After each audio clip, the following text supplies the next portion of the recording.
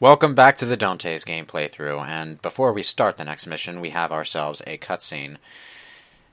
Despite having a broken arm and being generally beaten and bruised up, Kat is right back in the action with us, and she knows her enough... arm's, bent completely out of shape, damn.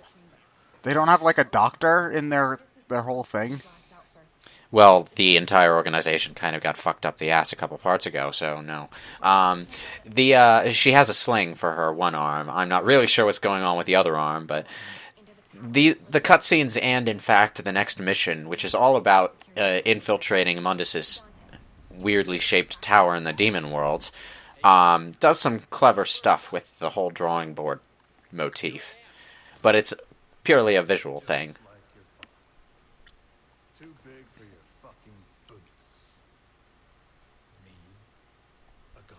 Okay. I just imagine Mundus doing this into his bathroom mirror every morning. All of those rehearsals paid off. Needs to stay regular.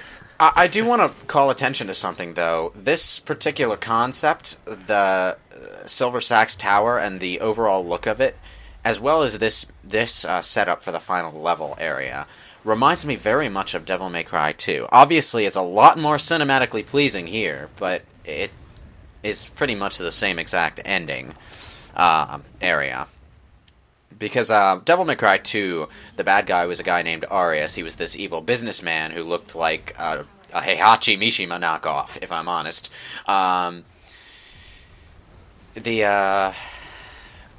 This is new, though. God. The gravity rush is strong with this one. God damn. Oh man, Mundus is using the power of the Havoc physics engine to attack us. Run! Getting some major Crisis City vibes from here. Yeah. Only, with competent controls and more Yeah, cinematic display. Surrender, Lewis. Okay, and the city is just going to, randomly stop falling apart around us long enough for us to have a battle scene. The Elite Stygian design looks kind of cool. At least the head does. The rest of it looks exactly like the same demons we've been fighting. That's what makes it elite. I forget what the if these guys have an actual gimmick or if they're just more powerful mooks. Well, it's the end of the game, so you need the most powerful mooks. Yeah. Well, Devil May Cry 3 had an elite mook of sorts. It was the Blood Red Reaper Demon, which at first blush fought like the regular Reaper Demons you've been fighting all the way, but then you realize they had these weird teleportation abilities or whatever. It's been a while since I played 3, so I forget exactly what they did. But they were a pain in the ass to fight. At this point, it looks like the witch was just haphazardly placed there just for the sake of variety. Of having something that wasn't just a slightly stronger mook? Yeah.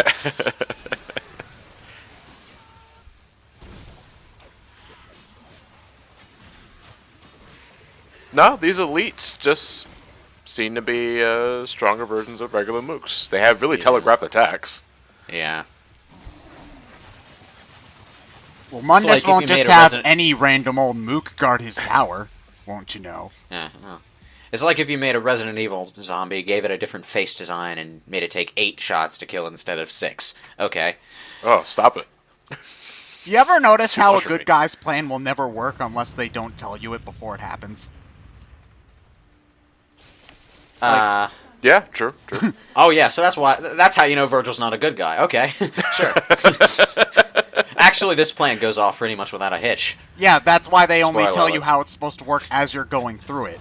Like, if the good guys lay out their entire plan right before they do it, and nothing goes wrong, then off the top of my head, the only example where they lay out their entire plan and it ends up working, from the good guys' side at the very least, is Star Wars. Yeah. Where it's just like, shoot the thing through the hole, and they go in and they shoot the thing through the hole.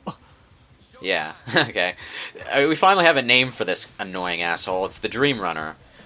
And we're finally actually going to kill it, too. Oh, so it's more like a recurring mini-boss, then. That's what they treat it like.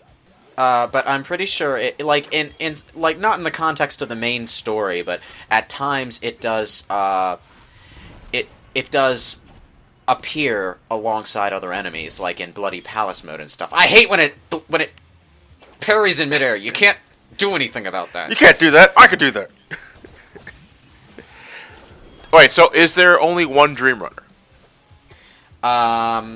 No, because I think you encounter a few more along the way through the tower after killing this one. So you do kill this one. I don't believe I actually killed that thing with my gun. Mind blown. Anyway, what we're actually being told, what we're actually hearing right now are Dante's flashbacks of the plan as it was outlined before they went in. So within the universe, the plan was laid out before they went in, but it's only being told to us, the viewers, as we watch. Yeah, that's a pretty common thing to happen. That's a pretty common thing to do, and like I don't think this is like the first time I can think of it being done in a game, but it's used in movies all the time. Because again, if the good guys lay out their plan beforehand and it goes off without a hitch, then you know what's the suspense? Yeah.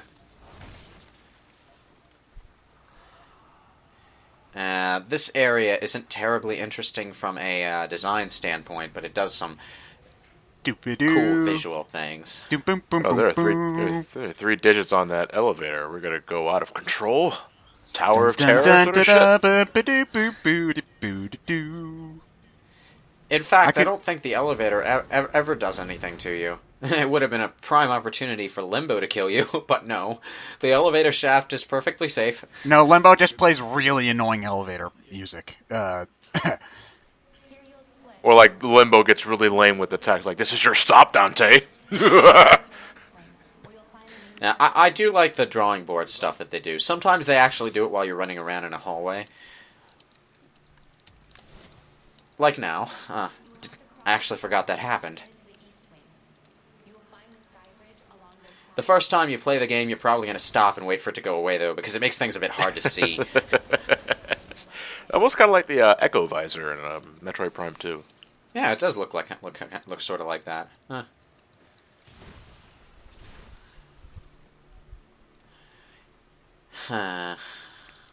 Nothing's happening. It's a long hallway. Oh, I'm missing the scribbly lines. Ah, there we go. Another saw blade guy. I missed you! Wait, you're just about as boring as the hallway. Go away! Go away! You know, the schematics could have been a perfect opportunity for Kat to be really immature. Like, she draw like an over-exaggerated version of Mundus with stink lines. That would have been amusing, but she makes a grand total of one joke during the entire briefing, and we're going to get to that later.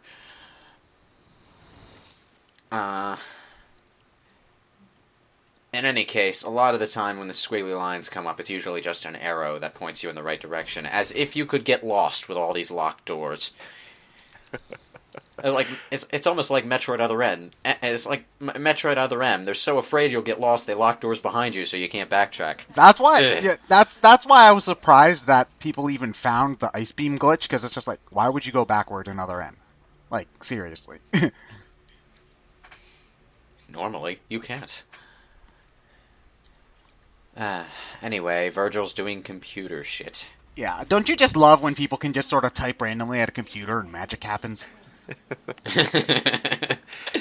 Normally this kind of stuff would take hours to accomplish. Let me just type this manual executable here, and bingo! It's Fuck the milkshake. You, Mundus. Yeah, I'm in!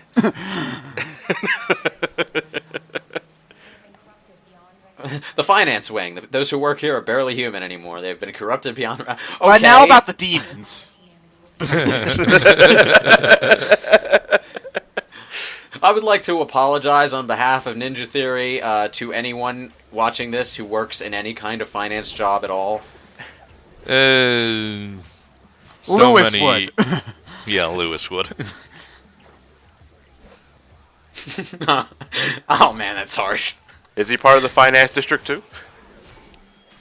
I hate that He's air the boss parry. of Wall Street. Yeah, it's like when he's not fighting Dante, is he in a business suit, working a regular desk job? Oh man, that's a badass office worker. Now I'm imagining Mundus being the guy from Office Space. Yes, there aren't enough. You didn't. We are using virgin blood on our memos now. Look at the words flashing on the screen, though. Earn more. Debt is income. Social commentary at its finest. I couldn't read the other word on top of there. That is the exact opposite of income, though. Why not just have Limbo right at us? Capitalists are swine. No. I think what they're trying to say is that other people's debt is your income. Oh, okay. Well, then they're not very clear about that. Well, it's the finance wing. So, it's the... Get it?! Yeah. What's that other word up there? I'm gonna have to pull up the dictionary again. It means to obscure. Well, it's basically to make things confusing on purpose. So someone's watching Wall Street. I just saw Greed is Good. Wolf of Wall Street. Was it Wolf of Wall Street? I haven't seen that movie, but that's probably... You're thinking of the Leo movie, right? No. I'm thinking of the one with was it Punish Poverty? Was it Michael Douglas or? I want to say Michael Douglas. Are we talking about the original Wolf of Wall Street? The original, yeah, the late '80s, early '90s film. Yeah. I didn't know there was an original version. Greed, yeah, but he had a whole speech about how greed is good. Greed makes you do great things. Greed loves gold coins. No, I don't think it was Wario, but that would have been a very interesting movie if it was. Well, no, that's what they were parodying with that Wario Land commercial. Oh, they were parodying? Oh, wow, I didn't even know that. I just thought it was funny. Even if you have to pile drive your enemies to do so. One of the things on the wall that gives me a slightly irritated feeling is the Punish Poverty line. Ah. Well, they're obviously saying that to like that's from the perspective of the demon. So the game obviously doesn't want to punish poverty, but it's still very it's more social commentary. It's very tactless. And there's also random bookshelves turning on the walls for some reason, and that's annoying me. Ain't nobody got time to read. Another thing that makes the rages in particular annoying, apart from their blocking your grapple, is that sometimes they just jump backwards out of your combos, like after you hit them. Like imagine if imagine if you played a fighting game and the enemy could do that. You start a combo and they just jump back. Okay. So why couldn't he just go to floor 105 in the first elevator? This is actually a slightly funny thing.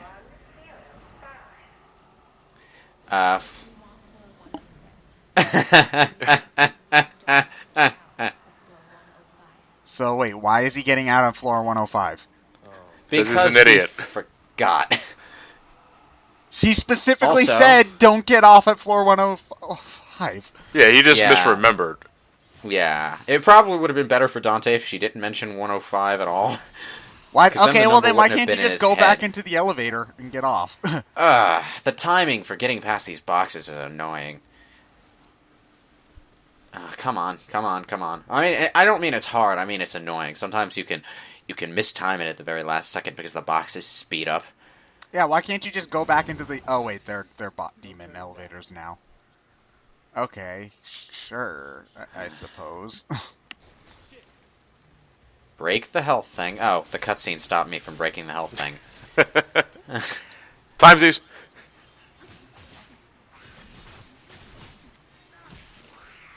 Okay. Well, in any case, I saw your sword doing a. Oh wait, you switched to the scythe, but I thought I saw your sword doing a glowy thing like the scythe can do. Can the swords charge up for more damage, or was that just a special effect for flashiness? Probably just the greed is great. Oh, I'm sorry. Greed is okay. Sorry, it's not greed is good. Greed is great. Well, what was I thinking? Greed is great. Well, that might be going a little bit overboard. Oh, what are we trying to sell a kid here?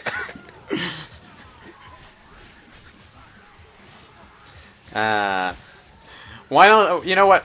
They should just write on the walls: "Obey Wario, destroy Mario." Is that what this is all about? Who knows?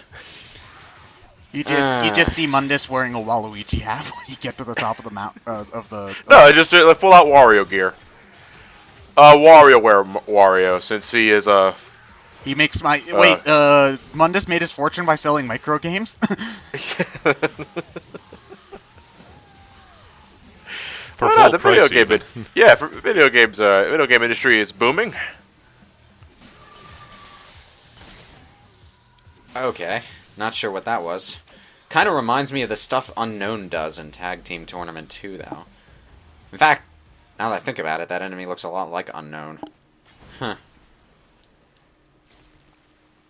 Where's this Unknown from, though, Lewis? Is it Tekken Tag Tournament 2. No, I was going to ask if he was from ME, so I could make a Sonic joke. Yeah. Go sit down, Ted. I am sitting down. Sit down harder. How do you do that? Like, I'm trying to actually read the walls now that I'm not busy paying attention to these rages here. Feed the debt. I wonder if credit card companies actually think like this. I will say that out of all the weapons you have, though, I will say that the chakram ones, Aquila, I think they were called, they look the coolest, like, attack-wise, I think.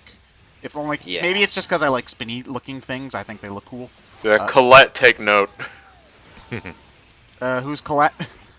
Tales of Symphonia. Oh yeah, she has those useless little spinny thingies. Oh yeah. I need to finish that game. I got like halfway through and then real life happened and I couldn't finish. Oh, 80 hours in? Oh no, it wasn't 80 hours in. It was I think I had just gotten the little land bike airship thingies that you get. And, it was just like, oh, look at all the side quests I can do. And then, so I turned the game off so I could get started on it for the next day. And then, like, a bunch of real-life crap happened, and I couldn't play for, like, 2 weeks. And, after that, it's just really hard to... Yeah, that's an RPG killer. Yeah. How many RPGs have I not finished because of that? Let's see, Mother 3... Final Fantasy 13, Final Fantasy 13, Final Fantasy 13, Final Fantasy 13, Final Fantasy 13. Are you sure you couldn't play for 2 weeks, or did you just stop? Because stop, man. It's my new Final Fantasy 8. It's what? Once you get past a certain point, it's fine, but it takes so long to get to that point. Well, no, you're talking about when you get to Grand Pulse, right? Because, like, I haven't played it, but I've watched an LP. Well, I don't think Grand Pulse is all that interesting. Like, you replace the long, narrow hallways with a bunch of side quests where it's just beat this monster. No. It's not Grand Pulse I'm talking about. It's actually later on in the game when the linear areas start to get more interesting. Oh, okay. That and you have more combat options. And I will say for Final Fantasy 13, the combat's pretty good, even if there are some issues with it. But, back to Devil May Cry. I just uppercutted an elite Stygian to death. And can you tell I was getting bored while I played this game, too? Because I started to resort to the infinite uppercut combo again. There's no point in doing that. It's just going to result in you not getting any style points. I think, God help you if you fall down there, because I think you'll actually have to go all the way around again. This again. We walked into the Resident Evil movie. This is going to be ugly. Is it bad that I found that scene in the Resident Evil movie more comical than anything? No, where they dice him up into little bits. He gets laser beamed into cubes, God damn it. It's like... I'd expect that kind of shit out of a show from Adult Swim. A cartoon that was being obnoxious. Or a video game. Made dick jokes 10 or 12 times. Are they instant kill? Okay, so why are they flickering on and off? Because they're only half on. Oh, so did they? Was that what Virgil was doing? He was trying to turn them off, and he only got it halfway done. Yeah, he was trying to turn them off. He fucked them up. Now they're flickering. Oh god, yeah. Now we're fighting the goddamn Dream Runner with other enemies around. Can you just walk past and keep on going into that platforming section? Or are there like? No. Well, I think you can. Well, that's maybe, what it looks like. That's what you're doing right. Oh wait, or did you already kill him? Oh no, the dream. Pot shotted. Yeah, the Dream Runner does that, so you really don't want to try going through the laser beams. Right? I'm trying to, but... Can you... Ooh. Oh, he touched the lasers! I was just about to ask if you can environmental KO him with the laser beams, but looks... Well, Dante, don't touch the lasers! Well, you see, I sort of got points for that, but I didn't actually do anything. He did that on his own.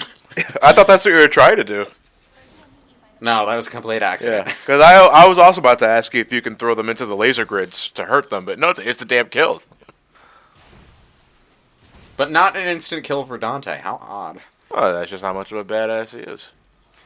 Well, technically, from a gameplay standpoint, I think the Dream Runner can actually take more hits than Dante. At least with my current health. Not when it comes to laser grids, though. They are the kryptonite of demons. Dream Runner cubed. No, that just means you have to fight 3 Dream Runners at once. No, cubed is, yeah, to the 3rd power. And actually, if it's 1 Dream Runner cubed, then you'd just be fighting 1 Dream Runner. Then, actually. I got my math wrong. 1 times 1 times 1. Is it 3? 1 times 1 times 1 equals 3, right? Also, we're about to get our gun now. There was actually an explanation for why Virgil didn't give us this earlier, and it's because he got it off a guard and modified it. How and when he modified it, I don't know.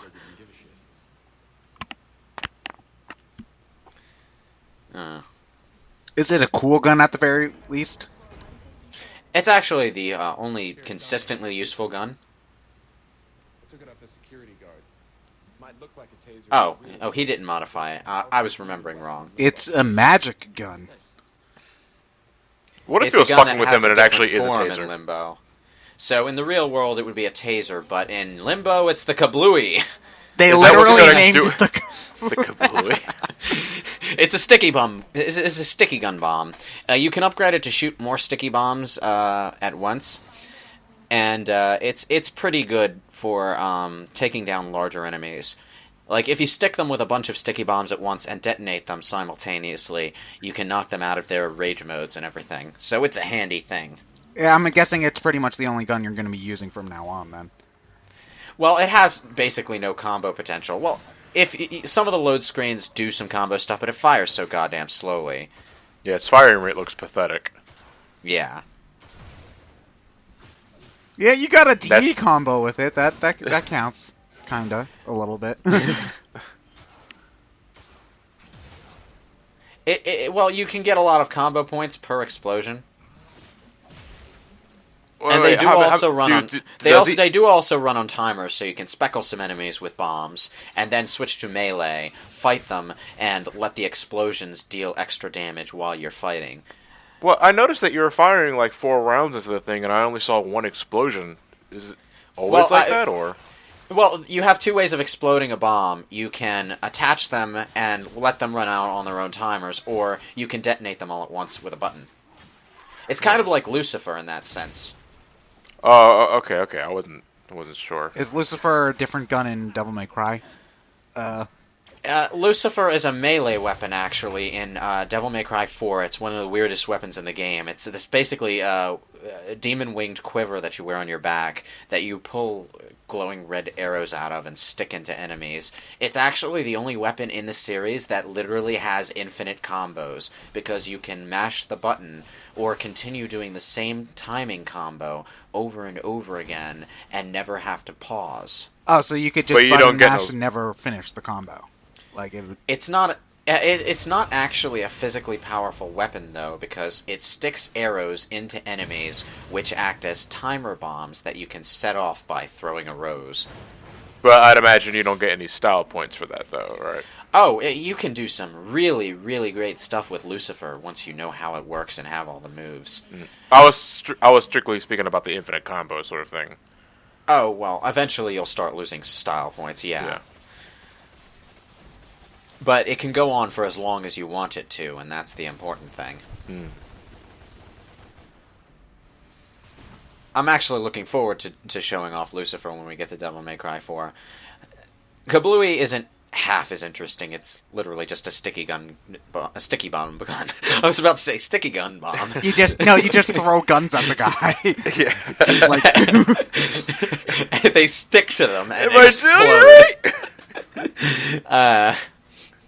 Oh, they do play crappy elevator music. Oh, and I saw that 666. It's funny because devils and crap. Also, the floor thing is missing. We actually missed the one joke Kat made earlier, but she said you'd have to go through so many floors of pure hell. What she was referring to was the elevator. You Getting a little uncreative there, Limbo.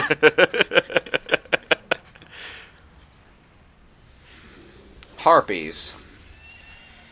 And now that I have the shotgun. Yeah, why are you even harping on the Harpies so much? Because you don't have the shotgun until late in the game, but you're supposed to use the shotgun to do this. Yeah, okay. You know, it would be full circle if there was harp music while we were harping on the Harpies.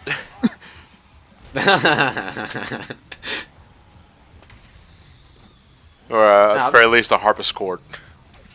As enemy types go, the Harpies aren't bad. It's just that any enemy that has the ability to outright dodge both of your grapples on a whim kind of annoys me. Like, you know, if they had some sort of actual visual cue that told you when you couldn't use the grapple hook, I wouldn't care so much. But the Harpies and the Dream Runners and the Rages are terrible about this.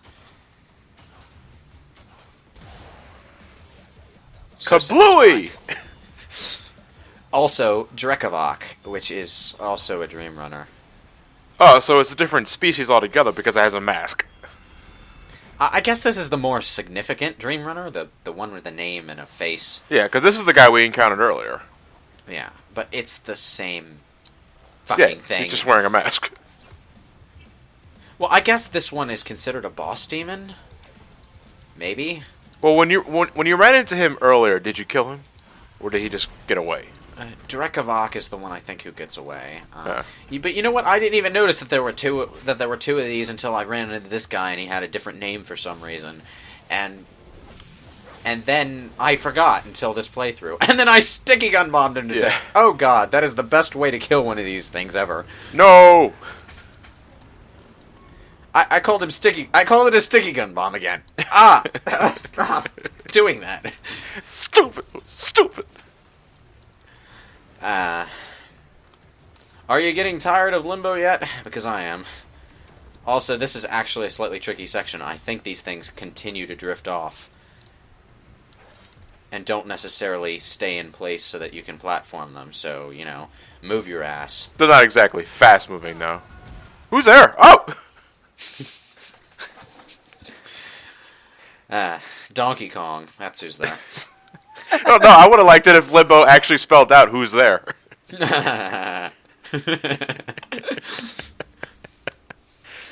Just goes along with the joke. Yeah. No, it's dumb.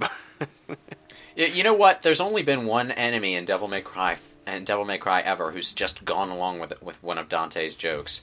It was Agnes in Devil May Cry 4, and it was glorious. Yeah, that's like one of the best cutscenes in the game.